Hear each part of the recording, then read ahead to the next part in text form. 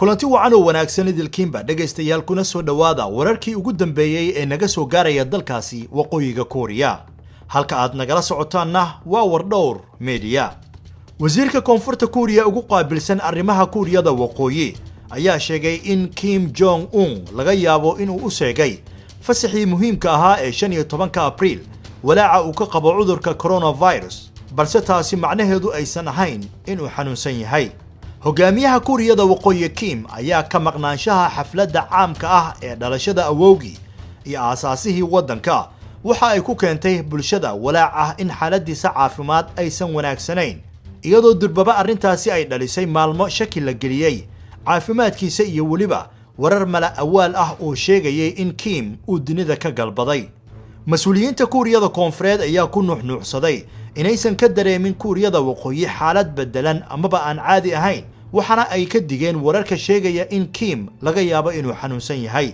Kooriyada waqooyi ayaa sheegtay inaysan hayn kiisas la xaqiijiyay oo ku saabsan cudurka loo yaqaan coronavirus laakiin xaqiiqada ayaa ah in waddankaasi uu qaaday tallaabooyin adag oo uu ku doonayo inuu ku wiiqo in cudurka uu ka dilaaco dalkaasi. maqnaanshiyaha Kim ee xafladaha ayaanan ahayn waxaan caadi ahayn. wasiirka mideynta Kim Yong Chul oo dusha kala socday Kooriyada waqooyi howlaheeda ayaa u sheegay sharci dejiyayaasha dalkaasi koonfurta Kooriya talaadadii maanta waa run inuusan weligii seegin sanad guuradii dhalashadii Kim Sung awowgii tan iyo markii uu xukunka u qabtay laakiin munaasabado badan oo dabaaldegyo ah oo ay ka mid yihiin dabaaldegyo iyo xaflado loo sameyn lahaa ayaa la joojiyay sababo la xiriira walaaca coronavirus ayuu yiri.